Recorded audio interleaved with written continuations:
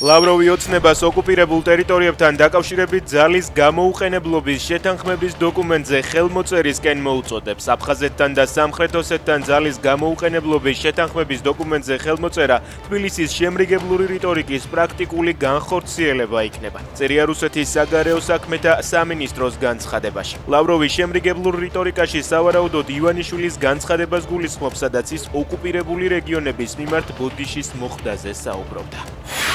გაფრთხილების გარეშე გადამიყვანეს რუსთავის ციხეში, სადაც ზუსტად ის ხალხი დამხვდა, რომლებმაც მომწამლეს 2022 წლის მარტში, წერს მიხეილ სააკაშვილი, რუსთავის ციხეში დაბრუნების შემდეგ გამოგზავნილ პირველ წერილში. მესამე პრეზიდენტის თქმით, ოცნების ეს ნაბიჯი მოსკოვთანაა შეთანხმებული. ამდენი პატიმრის და უბედურების ფონზე მე არ ვითხოვ ჩემთვის რაიმე განსაკუთრებულ სიმპათიას, წერს სააკაშვილი.